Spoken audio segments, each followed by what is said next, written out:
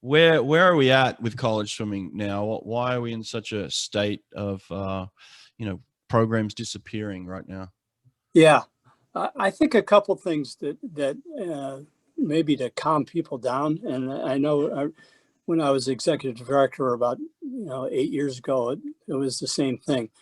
Um, I think there are certain universities that are going to drop their program because they can't afford it.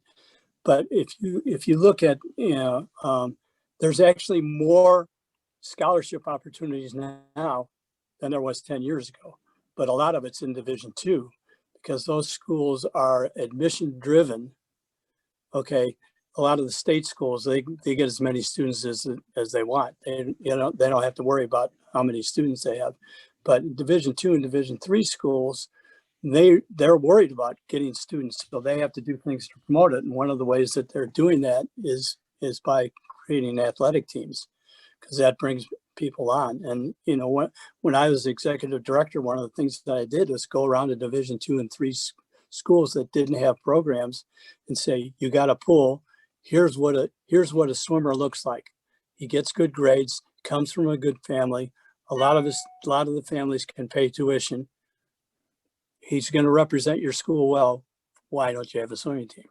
And we've seen good growth in Division II and Division III, and now up before this pandemic, you were seeing Division I programs starting to be. So I'm not that worried about it because in colleges and universities, they're going to want the type of person a swimmer is. And they may go, like we saw at Iowa, some people will make irrational decisions based on what's happening on the moment instead of looking at the big picture, and they're going to drop the program.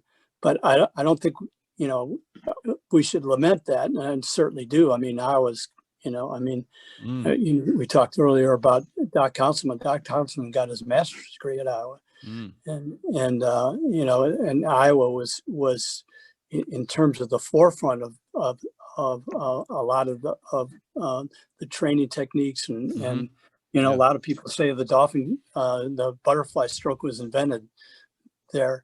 But anyway, we lament the loss of our programs like that, as well we should. But swimming is strong. It's doing well. We're getting faster. We're figuring out ways to do it. And I think swimming in college is in a good place. I think the thing to worry about in terms of colleges and universities is one of the things that people are deciding, like, okay, so I'm sending my kid to college. He's taking these courses online and I'm paying full tuition. It doesn't make any sense to me. Why? And I think that's going to get people more to question the value of college, especially, paying big tuition prices. So I think that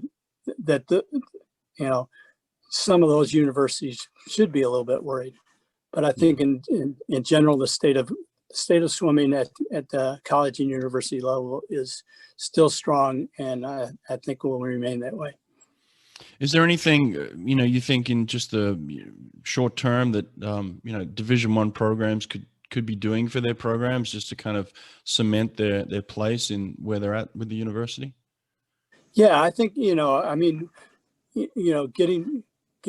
to the alumni and building up a fund. And one of the things that I always tell people when they get their alumni to contribute is have them contribute some of the money to the school, because then if they're just contributing to the swimming program, then the school itself is not getting anything out of it. If they contribute $10 a year to the school is going to send them all their alumni stuff. They're going to be listed as a contributor to the school. And then that's one of the things you can use as leverage and say, look at how many of my swimmers are contributing to the school, not just that they're contributing to the swim team. I think a lot of people miss that aspect of it. And I think that it really helps when the school feels like, yeah, you're supporting the school as well as the swim team. Yeah, I love it.